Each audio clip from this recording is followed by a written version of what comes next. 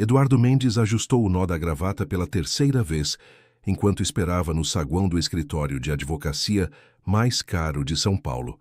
Aos 42 anos, havia construído um império imobiliário que valia mais de 200 milhões de reais. Mas naquele momento, se sentia como um garoto perdido. A fusão com o Grupo Almeida seria o negócio da sua vida ou sua completa ruína. O escritório Silveira em Associados ocupava 3 andares inteiros no edifício Copacabana, no coração da Faria Lima. Mármore italiano no chão, quadros caríssimos nas paredes e uma vista panorâmica que fazia qualquer um se sentir no topo do mundo. Eduardo havia escolhido aquele lugar porque queria os melhores, mas agora se perguntava se não havia sido apenas uma forma de alimentar seu próprio ego. Sua empresa, Mendes Empreendimentos, estava passando por dificuldades. Não era falência, mas os últimos 2 anos haviam sido duros. A pandemia, mudanças no mercado, alguns investimentos mal calculados. Nada que não pudesse ser consertado com o parceiro certo e capital suficiente. Roberto Almeida havia aparecido como um anjo da guarda. 55 anos, cabelos grisalhos perfeitamente penteados, sempre com um sorriso confiante. Seu grupo controlava shopping centers, torres comerciais e loteamentos em 3 estados. A proposta era sedutora: fusão das empresas, injeção de 15 milhões de reais e uma expansão para o Nordeste que poderia triplicar o faturamento em 5 anos. Senhor Mendes, chamou uma secretária elegante. Doutor Silveira já pode recebê-lo.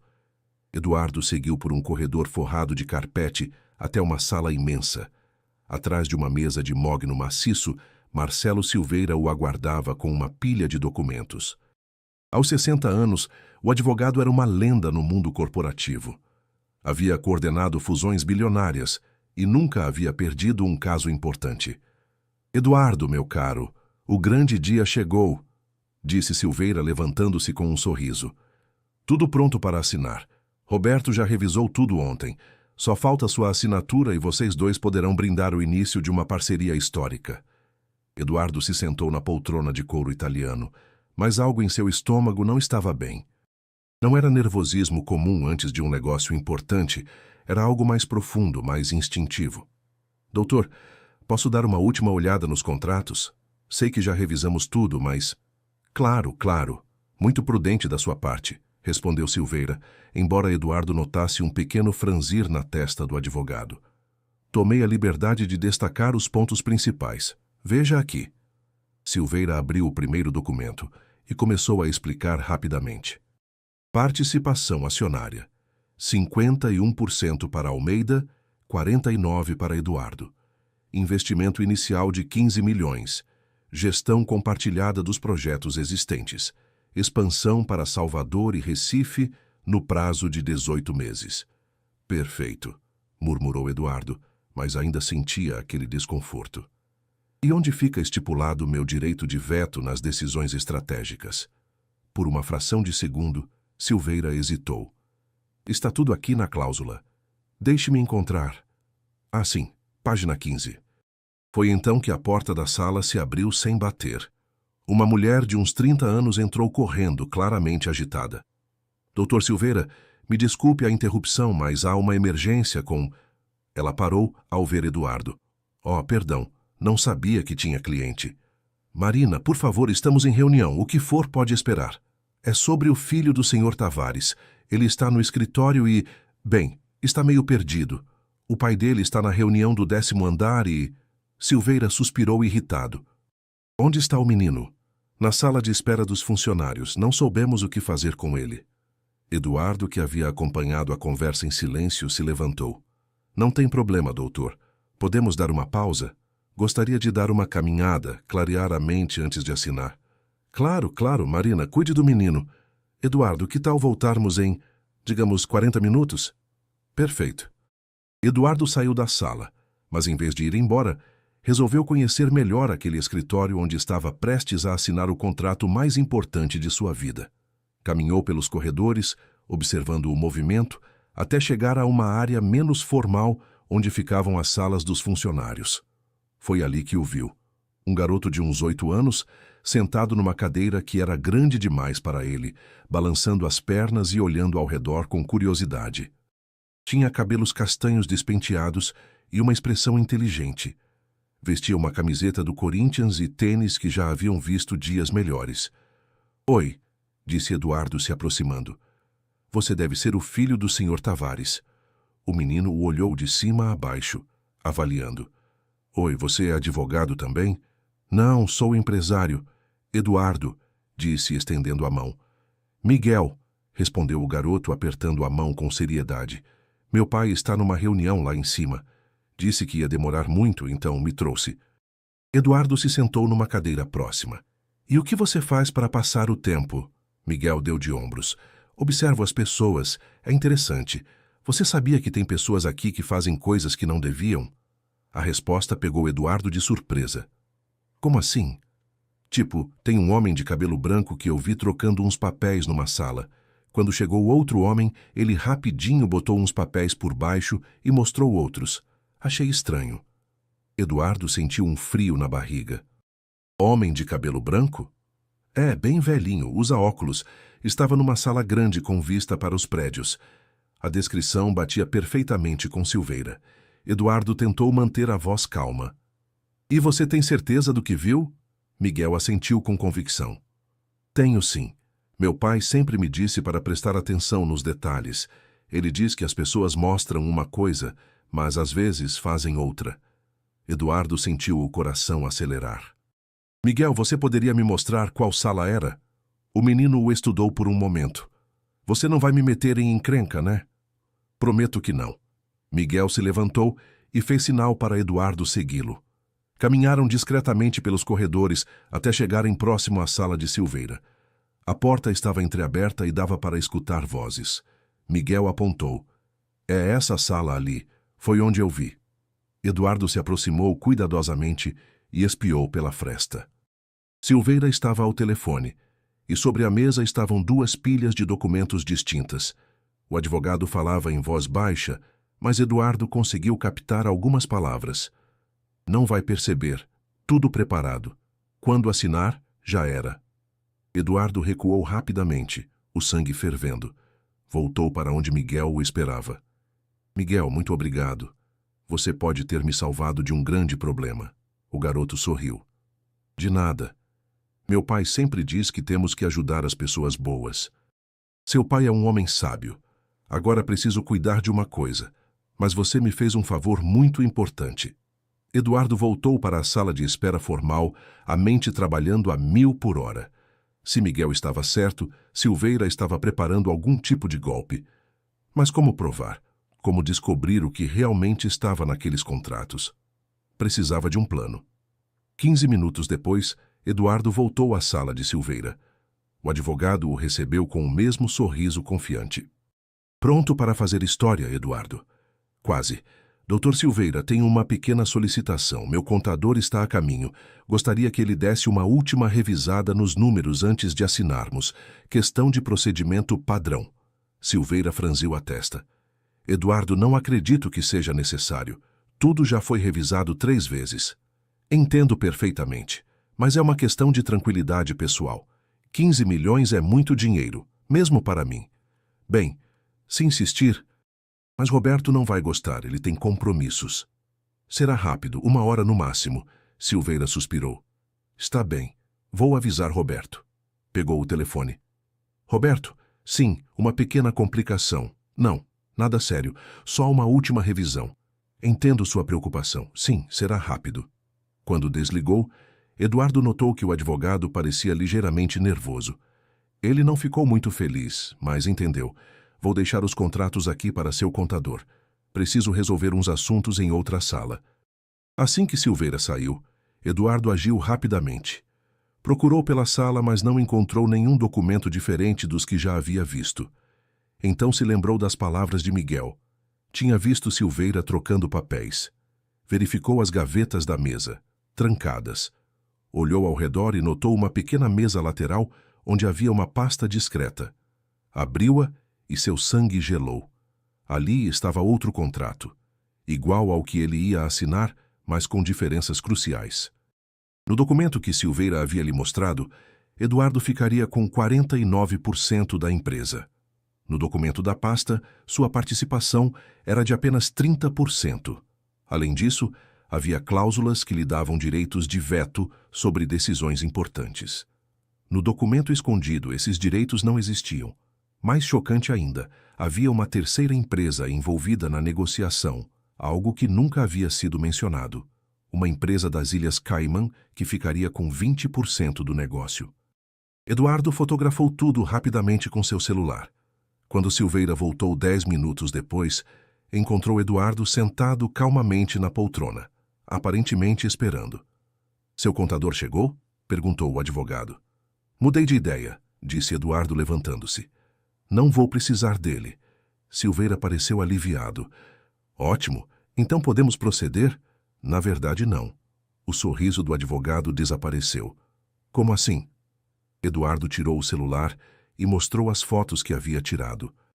Gostaria que me explicasse sobre este outro contrato, Dr. Silveira, e sobre esta empresa das Cayman, que não foi mencionada em momento algum. A cor sumiu do rosto do advogado.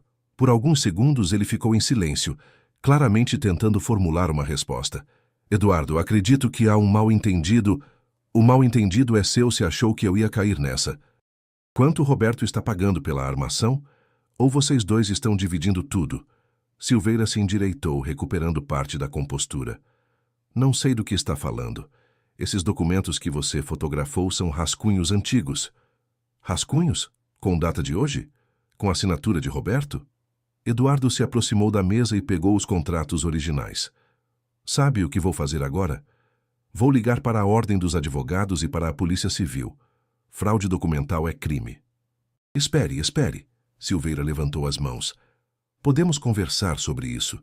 Não há nada para conversar. A única razão pela qual não vou fazer um escândalo público é porque tenho outros negócios na cidade e não quero confusão. Mas, Dr. Silveira, sua carreira acabou de terminar. Eduardo guardou o celular e se dirigiu à porta. E mande um recado para Roberto Almeida. Se ele quiser fazer negócios comigo, que procure advogados honestos. Saindo da sala, Eduardo foi direto ao local onde havia deixado Miguel. O menino ainda estava lá, agora desenhando num papel. Miguel, chamou Eduardo. Muito obrigado. Você me salvou de perder muito dinheiro. O garoto sorriu. Foi nada. O que vai fazer agora? Vou procurar pessoas honestas para fazer negócios. E você me ensinou algo importante hoje. Às vezes, as respostas que procuramos vêm dos lugares mais inesperados. Miguel pareceu satisfeito. Meu pai sempre diz isso também. Eduardo tirou a carteira e deu ao menino um cartão de visita. Quando crescer, se quiser trabalhar com construção, me procure. Preciso de gente observadora como você. 2 semanas depois, Eduardo estava em seu escritório na Vila Olímpia quando sua secretária anunciou. Senhor Eduardo, tem um senhor Tavares aqui. Diz que tem um filho que o conhece. Eduardo sorriu. Mande entrar. Um homem de uns 40 anos entrou, acompanhado de Miguel. O homem se apresentou como Carlos Tavares, engenheiro civil. Senhor Eduardo, meu filho me contou uma história interessante sobre um encontro no escritório do Dr. Silveira. Queria saber se é verdade. Eduardo convidou ambos a se sentarem. É verdade, sim. Miguel me salvou de assinar um contrato fraudulento. Seu filho é muito esperto. Carlos sorriu orgulhoso. Ele tem falado de você toda semana. Diz que você é diferente dos outros empresários. Como assim? Que você ouviu um menino quando os adultos não escutariam. Eduardo olhou para Miguel. Ele que me ensinou a prestar atenção nos detalhes. Na verdade, disse Carlos, vim aqui também porque soube que você está procurando um engenheiro para um projeto novo. Eduardo se endireitou na cadeira. É verdade, como soube. São Paulo é pequena no nosso meio. Ouvi dizer que está desenvolvendo um condomínio popular em Guarulhos. Exato. 1000 unidades habitacionais para famílias de baixa renda. É um projeto importante para mim. Carlos abriu uma pasta que havia trazido. Trabalhei 15 anos com habitação popular. Tenho experiência em otimização de custos sem comprometer a qualidade. Eduardo examinou os documentos. O currículo de Carlos era impressionante. Projetos em várias cidades, prêmios por inovação em construção sustentável, especialização em habitação social. Por que saiu do emprego anterior? Perguntou Eduardo. Diferenças éticas. A empresa onde trabalhava começou a cortar custos de forma perigosa. Materiais de baixa qualidade, medidas de segurança reduzidas. Não quis fazer parte disso. Eduardo sorriu. Honestidade parece ser uma característica da família. Tentamos ensinar pelo exemplo, disse Carlos olhando para o filho. Carlos, gostaria de fazer uma proposta. Que tal você e Miguel almoçarem comigo no sábado? Quero mostrar o terreno onde será o condomínio e conversar melhor sobre o projeto. Miguel bateu palmas. Posso mesmo ir? Claro, afinal você é meu consultor especial em observação de detalhes. No sábado, os três foram ao terreno em Guarulhos. Era uma área grande, meio abandonada, mas com potencial. Eduardo explicou sua visão. 1000 casas pequenas, mas bem projetadas, com áreas verdes, playground e um centro comunitário. A ideia é vender por preços acessíveis, com financiamento facilitado. Lucro menor por unidade, mas impacto social maior, explicou Eduardo. Carlos caminhou pelo terreno fazendo anotações. É viável. Com o projeto certo, dá para fazer casas de 70 metros quadrados por um preço que famílias de 3 salários mínimos conseguem pagar. E o que você acha, Miguel? Perguntou Eduardo. O menino olhou ao redor com seriedade. Acho que as crianças que vão morar aqui vão gostar. Tem espaço para brincar e está perto de escola. Como você sabe que tem escola perto? Porque eu vi quando viemos no carro. Observei. Carlos riu. Ele não para de observar mesmo. Durante o almoço em um restaurante simples da região, Eduardo fez a proposta oficial. Carlos, quero que você seja o engenheiro responsável pelo projeto. Não posso pagar o que as grandes empresas pagam, mas ofereço participação nos lucros e autonomia total para desenvolver o melhor projeto possível. Carlos estendeu a mão. Aceito. Mas tenho uma condição. Qual? Que Miguel possa visitar a obra de vez em quando. Acho que ele gostaria de ver como uma ideia vira realidade. Eduardo apertou a mão. Fechado. Miguel, você quer ser nosso inspetor mirim? O garoto sorriu de orelha a orelha. Quero. Vou observar se estão fazendo tudo direito. 3 meses depois, a obra havia começado. Eduardo visitava o canteiro 2 vezes por semana, sempre acompanhado de Miguel nos fins de semana. O menino levava muito a sério seu papel de inspetor. Fazia perguntas sobre tudo, anotava observações num caderninho e até sugeriu mudanças no projeto do playground. Por que vocês não fizeram os brinquedos mais coloridos? Perguntou numa dessas visitas. Carlos olhou para Eduardo. Boa pergunta. Economizamos na pintura, mas talvez não fosse o melhor lugar para economizar. Miguel tem razão, concordou Eduardo. Criança gosta de cor, vamos pintar tudo bem colorido. O projeto foi crescendo e ganhando atenção da mídia. Jornais começaram a falar sobre o condomínio do futuro, que combinava preços acessíveis com qualidade e sustentabilidade. Eduardo dava entrevistas, mas sempre fazia questão de mencionar sua equipe. O mérito é do engenheiro Carlos Tavares e de todos os trabalhadores, dizia. Minha parte é só ter tido a ideia. Numa dessas entrevistas, o repórter perguntou: o que o motivou a deixar os lucros altos dos empreendimentos de luxo para se dedicar à habitação popular? Eduardo pensou por um momento. Foi uma lição que aprendi de uma criança de 8 anos. Às vezes olhamos tanto para os números que esquecemos de observar as pessoas. Quando Miguel viu a entrevista na TV, perguntou ao pai: Papai, ele está falando de mim? Acho que sim, filho. Legal. Mas eu só fiz o que você me ensinou, prestar atenção. 1 ano depois, o condomínio estava quase pronto. As primeiras famílias já haviam se mudado e a comunidade estava se formando. Eduardo organizou uma festa de inauguração e fez questão de convidar Miguel e Carlos para o evento principal. Senhoras e senhores, disse Eduardo ao microfone, este projeto só foi possível graças a muitas pessoas especiais. Mas quero destacar especialmente meu parceiro Carlos Tavares, que transformou uma ideia em realidade. Carlos subiu ao palco sob aplausos. Obrigado, Eduardo, mas quero dividir este momento com alguém muito especial. Miguel, vem aqui. O menino, agora com 9 anos, subiu no palco meio tímido. Este menino, disse Carlos, me ensinou que ser honesto e observador são as qualidades mais importantes que podemos ter. E foi ele quem ajudou o Eduardo a descobrir que nem sempre as pessoas são o que parecem. Eduardo pegou o microfone. Miguel, sem você eu teria perdido muito dinheiro e talvez desistido dos meus sonhos. Você me ensinou que às vezes as maiores lições vêm das pessoas mais improváveis. O menino pegou o microfone com as 2 mãos. Eu só quis ajudar. Meu pai sempre disse que devemos cuidar uns dos outros, e acho que é isso que vocês fizeram aqui. Fizeram casas para as pessoas cuidarem das suas famílias. Os aplausos foram longos e calorosos. Naquela noite, enquanto viam as famílias celebrando em suas casas novas, Eduardo refletiu sobre a jornada. Se Miguel não tivesse prestado atenção naquele dia no escritório, tudo teria sido diferente. Ele teria perdido dinheiro, talvez a empresa, e certamente a chance de conhecer Carlos e fazer aquele projeto que mudou tantas vidas. Carlos, disse Eduardo, tenho uma proposta para você. Outra, riu o engenheiro. Que tal montarmos nossa própria empresa? Tavares em Mendes Construções, especializados em habitação popular de qualidade.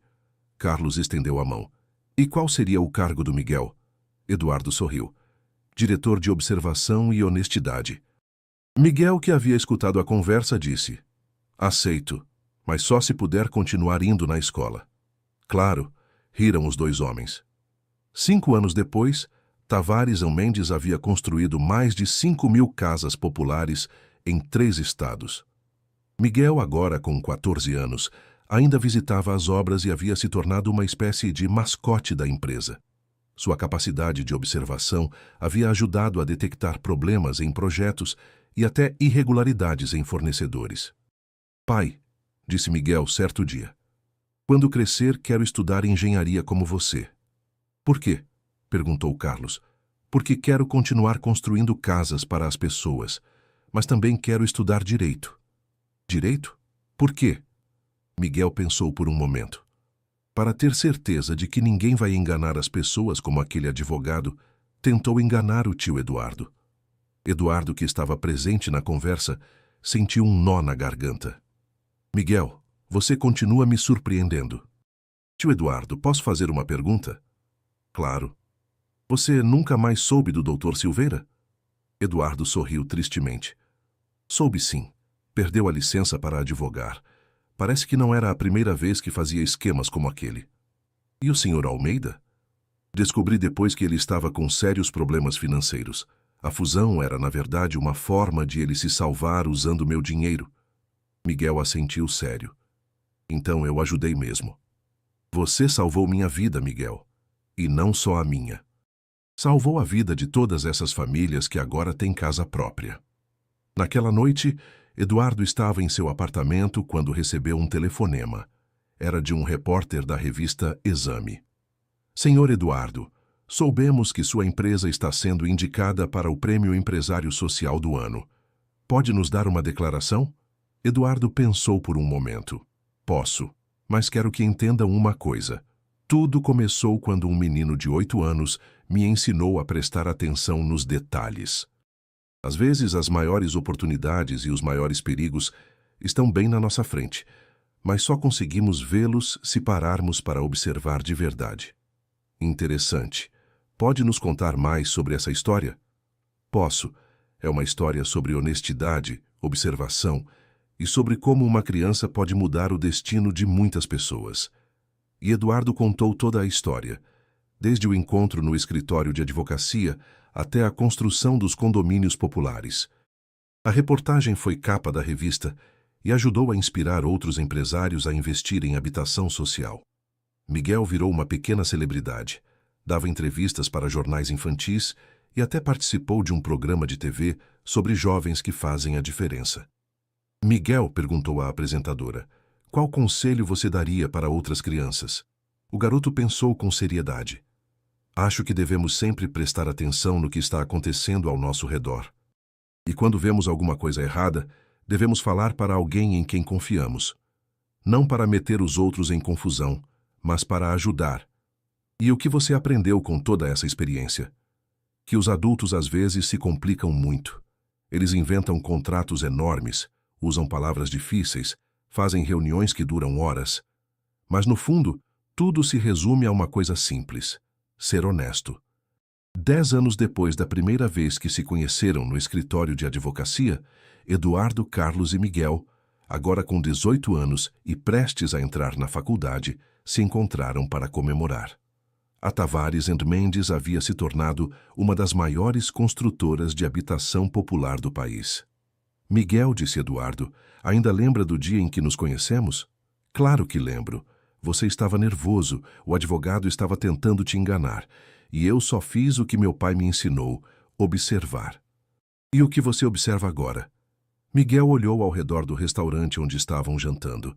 Era um lugar simples, não muito diferente daquele onde haviam almoçado pela primeira vez em Guarulhos. Observo que vocês dois continuam sendo as mesmas pessoas de antes. Mesmo com todo o sucesso, continuam simples e honestos. Carlos sorriu orgulhoso do filho. E você, o que pretende fazer na faculdade? Vou estudar engenharia e direito. Quero ser como vocês, mas também quero aprender a proteger as pessoas dos aproveitadores. Eduardo levantou o copo. Um brinde, então, ao Miguel, que nos ensinou que a honestidade e a observação são as melhores ferramentas de qualquer negócio. E aos próximos 10 anos, acrescentou Carlos.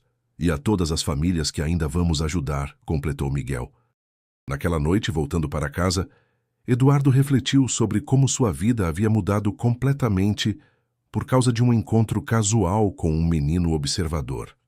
Se não fosse por Miguel, ele teria perdido tudo. Mais importante, nunca teria descoberto sua verdadeira vocação. Antes, Eduardo construía prédios de luxo para pessoas que já tinham muito. Agora, construía casas para quem mais precisava. Antes, media seu sucesso pelos zeros na conta bancária. Agora media pelo número de famílias que ajudava a ter um lar. E tudo isso porque um garoto de 8 anos prestou atenção e teve coragem de falar quando viu algo errado. No dia seguinte, Eduardo estava em seu escritório quando recebeu uma ligação inesperada. Senhor Eduardo, é Miguel, posso ir aí falar com você? Claro, Miguel, aconteceu alguma coisa? Não, só quero conversar sobre uma coisa. 1 hora depois, Miguel estava sentado na sala de Eduardo, mas parecia diferente. Mais sério, mais maduro. Tio Eduardo, lembra que você sempre fala sobre prestar atenção nos detalhes? Claro. Bem, andei observando uma coisa e acho que você deveria saber. Eduardo sentiu um frio na barriga. O que foi? É sobre nossa concorrente, a construtora Palmeiras. Eles estão fazendo um conjunto habitacional no ABC e... Bem, tem algumas coisas estranhas lá. Que tipo de coisas estranhas? Miguel tirou um caderninho do bolso. Fui lá no fim de semana com uns amigos. A obra parece boa por fora, mas observei algumas coisas. Os pilares são mais finos que o normal, usam menos ferro na estrutura e os acabamentos são muito ruins. Eduardo se inclinou para a frente. Miguel, isso é muito sério. Você tem certeza? Tenho. E tem mais. Escutei um dos engenheiros falando que estão usando material de segunda linha, mas cobrando preço de primeira. Você anotou alguma coisa? Miguel abriu o caderno e mostrou várias anotações detalhadas, com desenhos e até fotos que havia tirado discretamente. Eduardo examinou tudo com atenção. Se Miguel estivesse certo, a construtora Palmeiras estava cometendo uma fraude que podia colocar em risco a vida das famílias que iriam morar lá. Miguel, isso que você fez foi perigoso. Não devia ter ido lá sozinho. Eu sei, mas senti que tinha que fazer alguma coisa. Lembra que você sempre fala que nossa responsabilidade é proteger as pessoas? Eduardo suspirou. O menino havia aprendido muito bem as lições, talvez até demais. Você contou para seu pai? Ainda não. Queria falar com você primeiro. Eduardo pensou por um momento. Miguel, vamos fazer o seguinte. Vou chamar um engenheiro especialista em estruturas para dar uma olhada discreta na obra. Se ele confirmar suas suspeitas, vamos procurar o CREA e o Ministério Público. E se eu estiver errado? Então, pelo menos tentamos proteger as pessoas. É melhor investigar e descobrir que estava tudo certo do que não fazer nada e depois alguém se machucar. Uma semana depois, o engenheiro especialista confirmou todas as suspeitas de Miguel. A obra da construtora Palmeiras realmente usava materiais inadequados e não seguia as normas de segurança. Eduardo, acompanhado de Carlos e do advogado da empresa, protocolou uma denúncia no CREA e no Ministério Público. A obra foi embargada e a empresa Palmeiras foi investigada. Descobriu-se que não era a primeira vez que faziam isso. Já haviam entregue outros empreendimentos com problemas similares, mas conseguiam esconder através de laudos falsificados e suborno a fiscais. O caso virou notícia nacional. Menino de 18 anos descobre fraude em construtora. Estamparam os jornais. Miguel, que nunca havia buscado fama, ficou um pouco constrangido com toda a atenção. Pai, não queria que fizesse tanto barulho, disse ele a Carlos. Filho, às vezes fazer a coisa certa causa barulho mesmo. O importante é que você salvou muitas famílias de um grande problema. Eduardo chegou na casa dos Tavares naquela noite com uma expressão séria. Miguel, preciso te contar uma coisa. A investigação revelou que a construtora Palmeiras não só usava material de má qualidade, como também estava desviando dinheiro do financiamento habitacional. Era um esquema de mais de 20 milhões de reais. Miguel ficou em silêncio por um momento. Quantas famílias seriam prejudicadas? Mais de 1.000 famílias. Todas poderiam ter perdido suas casas e o dinheiro que haviam pago. Carlos assoviou baixinho. Miguel, você tem noção do que fez? O rapaz balançou a cabeça. Só fiz o que achava certo, como naquele dia no escritório do advogado. Eduardo sorriu. Exato.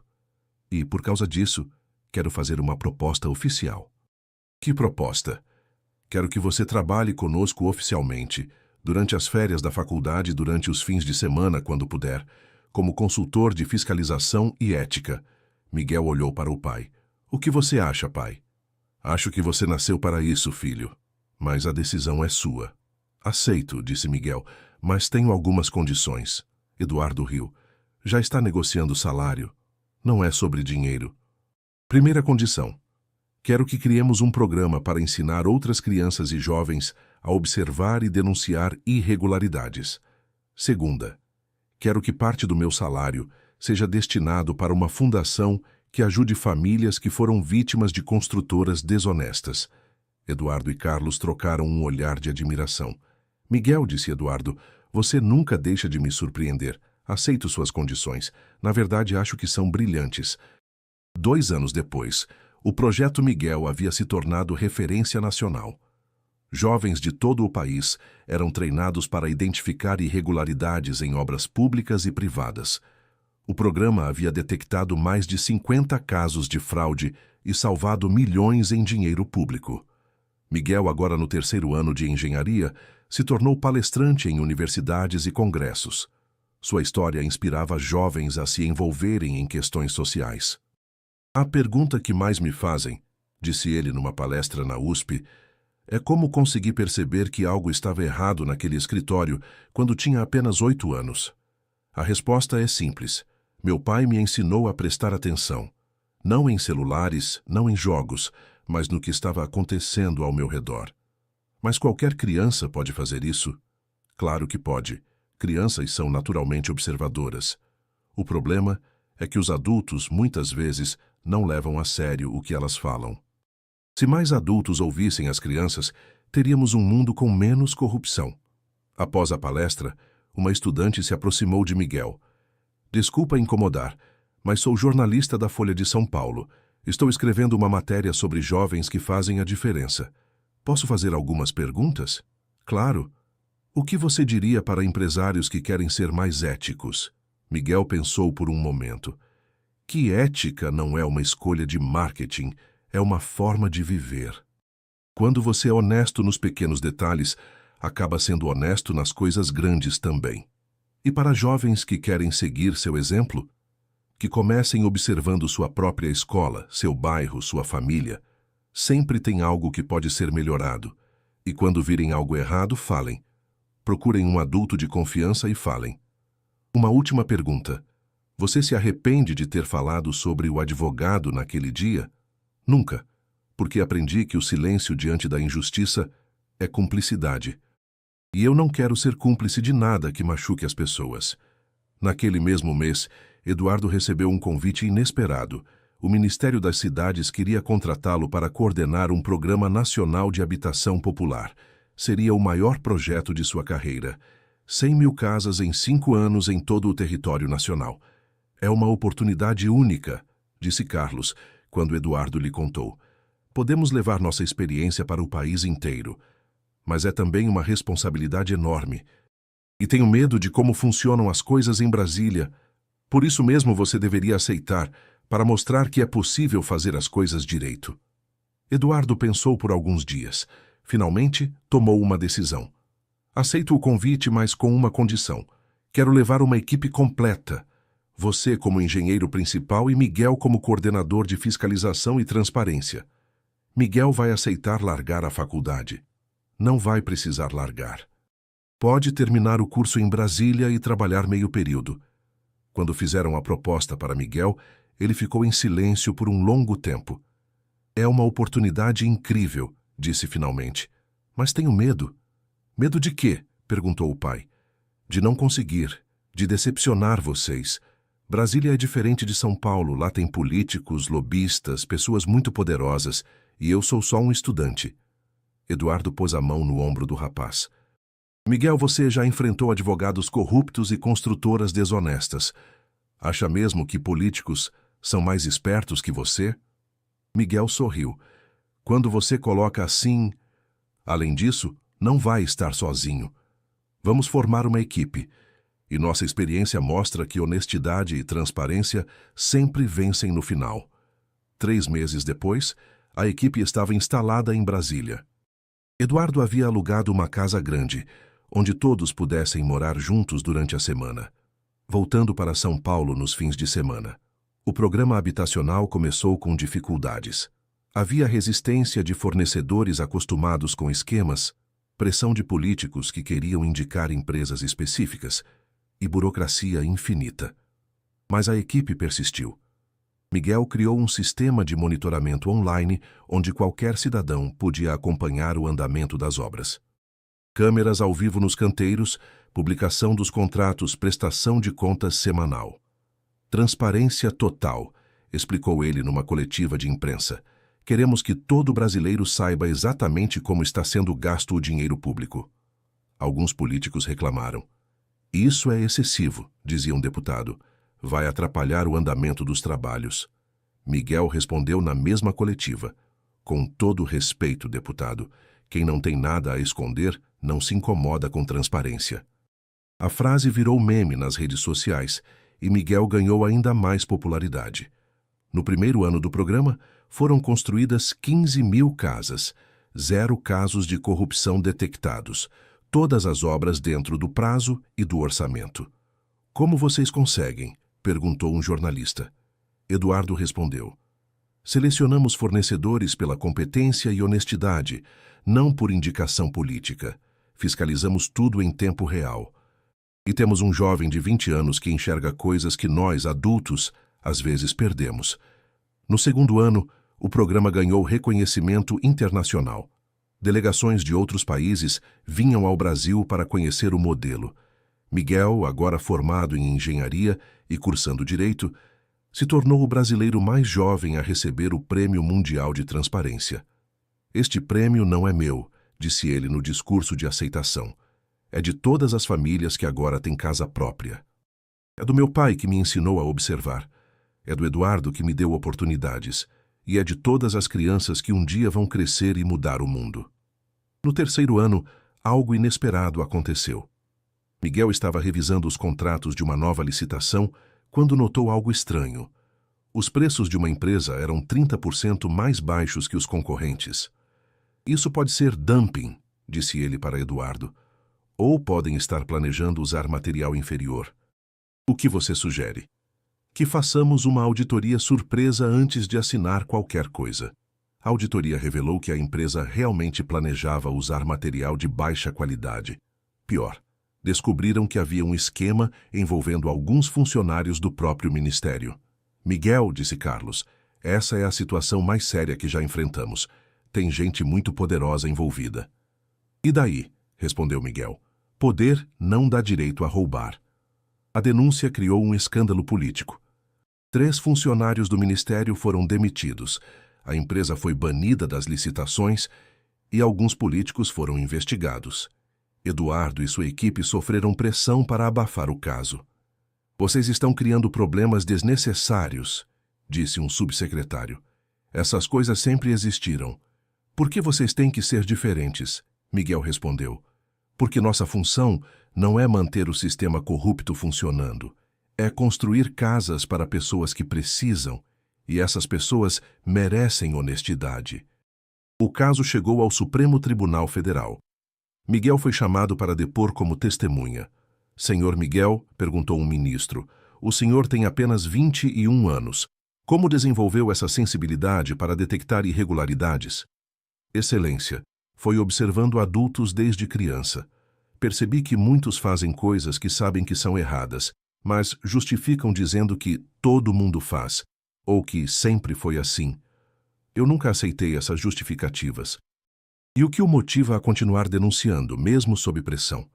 Miguel pensou por um momento. As famílias que moram nas casas que construímos. Quando visito os conjuntos habitacionais e vejo crianças brincando nos playgrounds, vejo pais voltando do trabalho para suas casas próprias, vejo avós descansando na varanda. Aí eu lembro por que faço isso. O depoimento de Miguel emocionou o país. Vídeos circularam nas redes sociais e ele recebeu milhares de mensagens de apoio. No 4º ano do programa, apesar de todas as dificuldades e pressões, a equipe havia construído 80 mil casas. O projeto estava adiantado em relação ao cronograma original. Eduardo decidiu que era hora de fazer uma mudança importante. Miguel, Carlos, quero fazer uma proposta para vocês. Qual? Perguntaram os dois. Que criemos uma ONG, independente do governo, independente de qualquer empresa. Uma organização dedicada exclusivamente à fiscalização de obras públicas. Carlos se interessou. Como funcionaria? Financiamento através de doações, parcerias com universidades, convênios com órgãos de controle.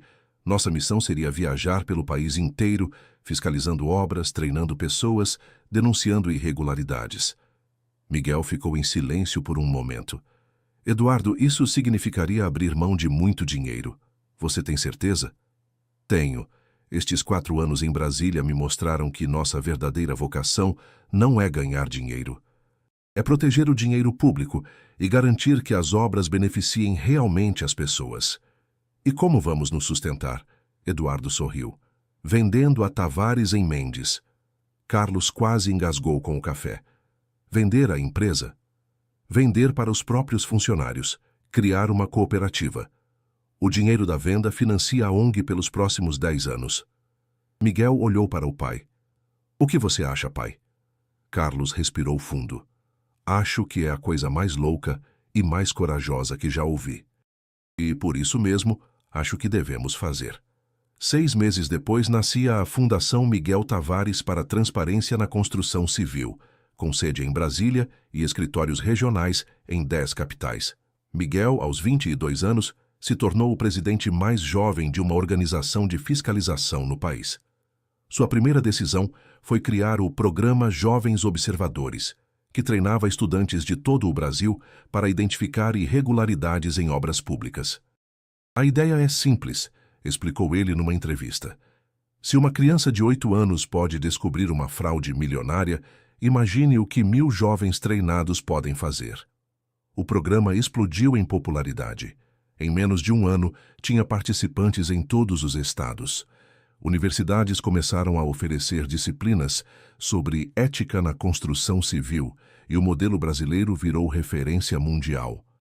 3 anos depois da criação da fundação, Miguel estava numa cerimônia de formatura de engenheiros quando uma menina de uns 10 anos se aproximou dele. Você é o Miguel da TV? Sou sim. E você é? Sou Ana. Moro num conjunto habitacional que vocês fiscalizaram. Miguel se ajoelhou para ficar na altura dela. E como está tudo por lá? Muito bem, mas eu queria te contar uma coisa. Eu vi uns homens fazendo algo estranho na escola nova que estão construindo no nosso bairro. Miguel sentiu um frio na barriga. Era exatamente assim que tudo havia começado 15 anos atrás. Que tipo de coisa estranha, Ana? Eles estavam trocando uns tijolos por outros diferentes quando pensavam que ninguém estava vendo, e escutei um deles falando que era para economizar. Miguel sorriu. Ana, você quer vir comigo fazer uma visita nessa obra?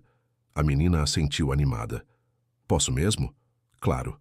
Mas primeiro vamos chamar seus pais e explicar tudo direito. 2 semanas depois, graças à observação de Ana, a Fundação Miguel Tavares descobriu um esquema de superfaturamento na construção de escolas públicas.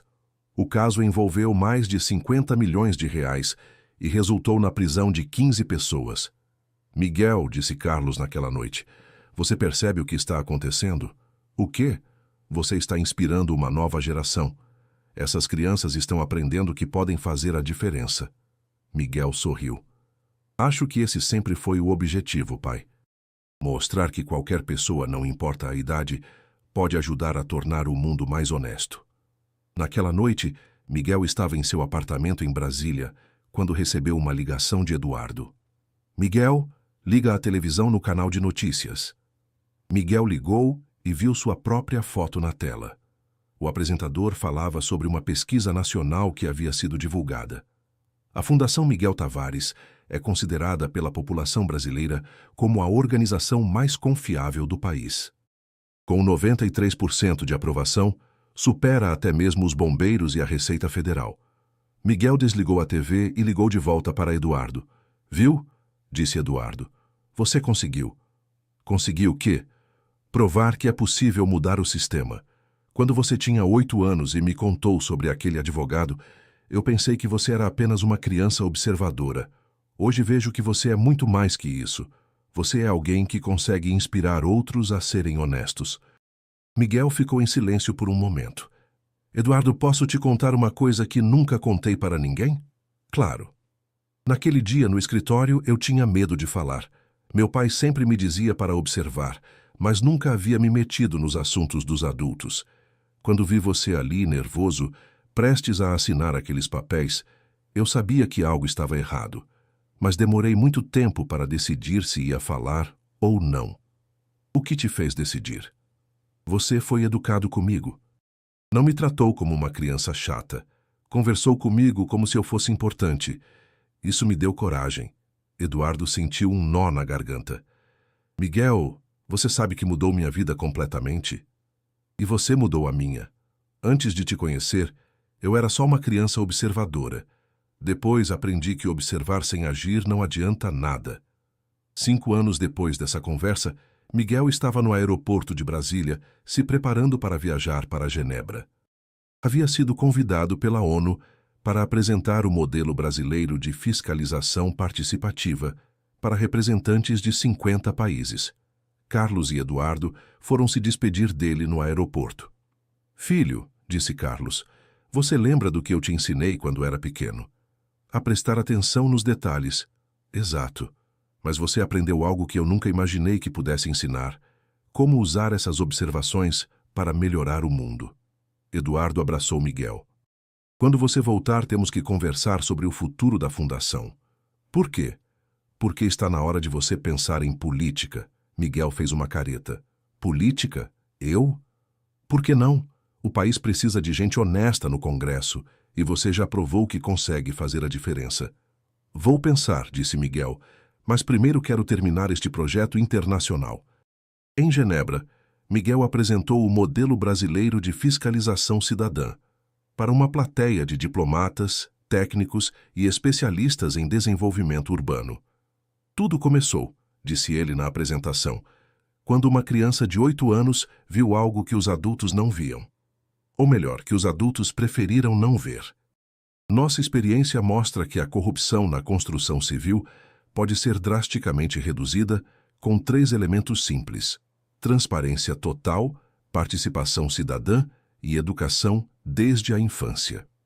Um delegado da França perguntou: Senhor Miguel, como garantir que o modelo funcione em países com culturas diferentes? A honestidade não tem nacionalidade, respondeu Miguel. Uma obra mal feita com dinheiro público é igualmente errada no Brasil, na França ou em qualquer lugar do mundo. O que muda são os métodos de fiscalização, não os princípios. Uma delegada da África do Sul levantou a mão. Como motivar crianças e jovens a se envolverem neste tipo de trabalho? Miguel sorriu, mostrando a eles que podem fazer a diferença. Crianças têm uma noção natural de justiça. Quando veem algo errado, querem corrigir. O problema é que os adultos, muitas vezes, ignoram ou desestimulam essa vontade. Nossa função é canalizar essa energia de forma produtiva. Ao final da apresentação, Miguel recebeu uma ovação de pé. Representantes de 20 países pediram para implementar versões adaptadas do programa em seus países.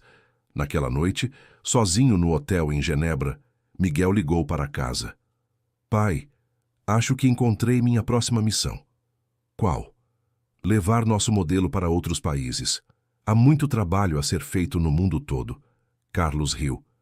Filho, você não para nunca, né? Aprendi isso com vocês, com você e com Eduardo. Quando se encontra um propósito na vida, não dá para parar.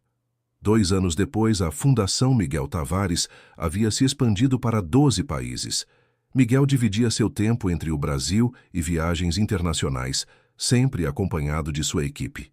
Em cada país, o primeiro passo era o mesmo: encontrar crianças e jovens observadores, treiná-los e criar uma rede de fiscalização cidadã. O segredo, explicou Miguel numa conferência em Harvard, não é criar sistemas complexos de controle. É educar as pessoas para exercerem sua cidadania de forma ativa. Naquele mesmo ano, Miguel foi indicado para o Prêmio Nobel da Paz. Aos 28 anos, seria o brasileiro mais jovem a receber a indicação. Miguel, disse Eduardo numa ligação, você viu a notícia? Vi sim, ainda não acredito. E eu tenho mais uma novidade para você. Qual? Ana, aquela menina que descobriu o esquema na escola, quer estudar engenharia. E sabe onde quer fazer estágio? Miguel sorriu. Na nossa fundação? Exato. Ela falou que quer aprender a observar igual ao Miguel. Naquela noite, Miguel estava em seu escritório em Brasília, organizando documentos quando encontrou uma carta que havia guardado há muitos anos. Era um bilhete que Ana havia escrito para ele depois do caso da escola. Obrigada, Miguel, por me ensinar que criança também pode ajudar a consertar as coisas. Quando eu crescer, quero ser igual a você. Miguel guardou a carta novamente e sorriu. O ciclo estava se fechando. Ele havia sido inspirado por seus pais e por Eduardo. Agora estava inspirando uma nova geração. No dia seguinte, recebeu uma ligação que não esperava. Alô, Miguel. Aqui é Roberto Almeida. Miguel ficou em silêncio por um momento. Roberto Almeida era o empresário que havia tentado enganar Eduardo 15 anos atrás. Senhor Almeida, em que posso ajudá-lo? Queria conversar com você pessoalmente. Pode ser? Sobre o quê? Sobre o passado e sobre o futuro. Uma semana depois, Miguel se encontrou com Roberto num café em São Paulo. O empresário, agora com 70 anos, parecia muito diferente do homem poderoso de antigamente. Miguel, sei que você tem todos os motivos para me odiar. Não o odeio, Sr. Almeida. Nem penso no senhor, para ser honesto. Roberto sorriu tristemente. Justo. Queria te contar que o que aconteceu naquele dia mudou minha vida também. Como assim? Depois que Eduardo descobriu o esquema, minha empresa quebrou. Perdi tudo. Passei anos na justiça. Fiquei arruinado. Miguel não disse nada, apenas escutou. Mas sabe de uma coisa? Foi a melhor coisa que me aconteceu. Me forçou a repensar tudo. Hoje tenho uma pequena empresa de consultoria ética. Ajudo empresários a fazer as coisas direito. Por que está me contando isso? Roberto respirou fundo. Porque quero pedir desculpas e quero agradecer. Agradecer por ter me impedido de continuar no caminho errado. Se você não tivesse falado naquele dia, eu teria continuado enganando pessoas até ser preso ou pior. Miguel ficou surpreso. Senhor Almeida, eu era apenas uma criança observadora. Exato. Uma criança que teve coragem de fazer o que estava certo. E isso salvou não só o Eduardo, mas também a mim. Saindo do encontro, Miguel refletiu sobre como as consequências de nossas ações se espalham de formas que nunca imaginamos. Aquele menino de 8 anos que viu algo errado e decidiu falar, Não poderia imaginar que 20 anos depois estaria influenciando políticas públicas em 12 países e salvando bilhões de reais em dinheiro público. Mas talvez esse fosse exatamente o ponto. Fazer o que é certo, não porque sabemos todas as consequências, mas porque é simplesmente o que devemos fazer. Naquela noite, Miguel ligou para Eduardo e Carlos, que estavam jantando juntos em São Paulo. Queria agradecer vocês dois, disse ele. Agradecer por quê? Perguntou Eduardo. Por terem me ensinado que uma vida tem sentido quando é dedicada a ajudar outros, e por terem me mostrado que honestidade não é ingenuidade, é força. Carlos riu. Filho, você que nos ensinou essas coisas. Não, pai. Vocês me ensinaram a observar. Eu só aprendi a agir com base no que observava. Eduardo interrompeu. Miguel, tenho uma pergunta para você. Qual? Se pudesse voltar no tempo para aquele dia no escritório, faria tudo igual? Miguel não hesitou.